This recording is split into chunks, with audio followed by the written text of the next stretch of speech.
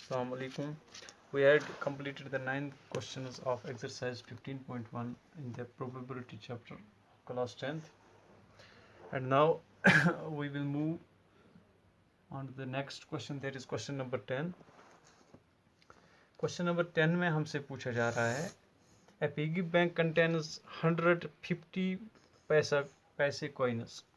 The number of coins, that is 100, their number is 100 and their value is 50 paise. 50 rupees 1 coins. Number of rupees 1 coins, that is 50.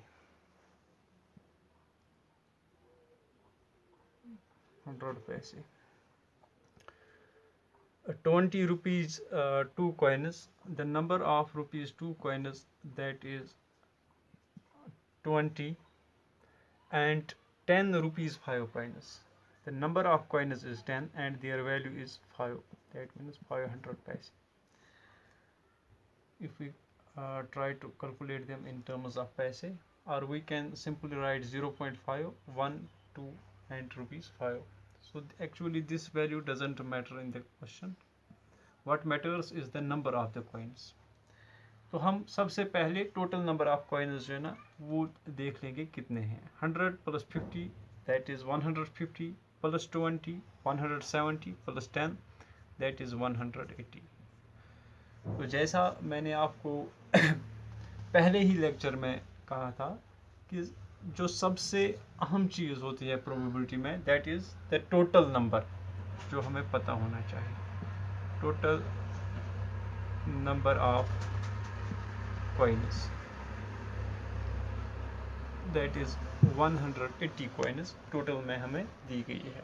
तो अब हमें question में क्या पूछा जा रहा है, what is the probability that the coin will be rupees 50 पैसे कॉइन.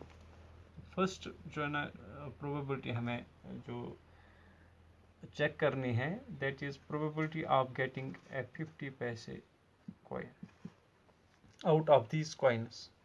ठीक, अब हम सबसे पहले देखेंगे कि नंबर ऑफ 50 पैसे कॉइन्स कितने हैं. तो हमें दिया गया है दैट इज 100, और टोटल नंबर ऑफ कॉइन्स कितने हैं. Total number of coins they are 180. So now when we check the probability of getting a 50 paise coin, that will be the number of 50 paise coins divided by total number of coins. So probability of 50 paise coins, that will be number of 50 paise coins divided by total number of coins. That is number of 50 paise coins that is given in the question, that is 100, and total number of coins that we have calculated. We have summed up all the number of coins having different denominations, that summed up to 180. तो यहाँ पे 10 और 10 हम यहाँ पे cancel करेंगे, that is 10/80, या reduce भी कर सकते हैं. 5 2s are 10, 2 5s are 10, 2 9s are 18, that is 5/9. So this is the probability of getting a coin having a value of 50 पैसे. और इस क्वेश्चन में हमें क्योंकि दो पार्ट्स दिए गए हैं, दूसरे पार्ट में हमें हमसे पूछा जा रहा है will not be a ₹5 coin. अब नॉट यहाँ पे जो है ना नॉट आया है, means we have to calculate the number of all the other coins. उनका नंबर पहले हम देखेंगे. नंबर ऑफ ₹5 कॉइन्स कितने हैं, क्वेश्चन में दिया गया है दे आर 10. इसलिए इस हिसाब से टोटल नंबर तो 180 है, means number of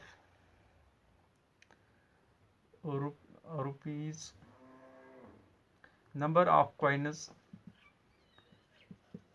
other than ₹5 having value other than ₹5, they will be 180 minus 10, that is 170. तो वो जो नंबर हमें मिला that is 170. इसलिए जो प्रोबेबिलिटी होगी, probability probability of getting a coin that is not a ₹5 coin, ठीक है ना, तो वो कितनी होगी, that will be number of non ₹5 coins divided by total number of coins। तो जैसा कि हमने सीखा था कि एक और तरीका भी है कि जिससे हम, अगर फॉर एग्जांपल हम ये प्रोबेबिलिटी निकालते कि नंबर ऑफ ₹5, वो प्रोबेबिलिटी कितनी होगी, that would have been 10/180, that is 1/18। तो 1/18 जो टोटल मतलब जो हमें प्रोबेबिलिटी मिलती, तो जो ₹5 अदर देन ₹5 की कॉइन की जो प्रोबेबिलिटी होती, दैट वुड हैव बीन 1 - 1/18, 1 - 1/18। तो ये दूसरा तरीका जो है, ये भी हमने अच्छी तरह से सीख लिया था। That would have been 18 × 1 = 18 -1 × 1 = 1 divided by 18, that is 17/18। तो इस तरीके से हमें 17/18 मिलती प्रोबेबिलिटी। अब इस ये जो तरीका है probability of getting a coin that is not ₹, तो हम जो ₹5 के बगैर जितने भी कॉइन्स हैं उनका जब हमने टोटल किया तो दे सम अप टू 170। तो probability of not getting a ₹5 coin, that will be 170 divided by 180, means a number of coins which are not ₹5 coins, and divided by total number of coins, that is 180। तो यहाँ पे भी 1 0 और 1 0 cancel, means that will be 17/18। तो इस तरीके से भी हमें 17/18 ये प्रोबेबिलिटी मिल गई। और जो तरीका हम यहाँ पे अपनाते हैं कि पहले हम probability of getting a ₹5 coin वो निकालते हैं, फिर उस प्रोबेबिलिटी को 1 में से सब्ट्रैक्ट करते हैं। तो उस तरीके से भी, उस हिसाब से भी हमें 17/18 ये रिजल्ट मिल गया। अब नेक्स्ट क्वेश्चन जो है, that is question number 11 of the same exercise. Gopi buys a fish from a shop for his aquarium. Aquarium में रखने के लिए, जो आर्टिफिशियल एक्वेरियम हमारे घर में रहता है या स्कूल में रहता है, उसमें रखने के लिए गोपी एक दुकान पर जाता है और वहाँ से एक मछली खरीदता है। The shopkeeper takes out 1 fish at random from a tank containing 5 male and 8 female fishes। 5 male fishes एक टैंक में हैं और इसमें 8 फीमेल फिशेस भी है, means the total number of fishes they are 13। अब क्वेश्चन में क्या दिया गया है, what is the probability that the fish taken out is a male fish. तो ये बहुत ही आसान क्वेश्चन है। नंबर ऑफ मेल फिशेस कितने हैं, number of male fish they are 8, sorry they are 5 fish, okay। total number of fish कितने हैं, they are 13।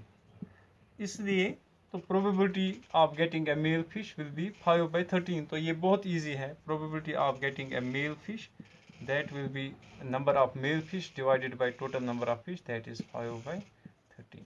तो ये ज़्यादा ये 10th स्टैंडर्ड की लेवल का भी क्वेश्चन नहीं है, जो आपने 8th में प्रोबेबिलिटी चैप्टर में पढ़ा है या 9th में, ये उस लेवल से भी कम लेवल वाला क्वेश्चन है।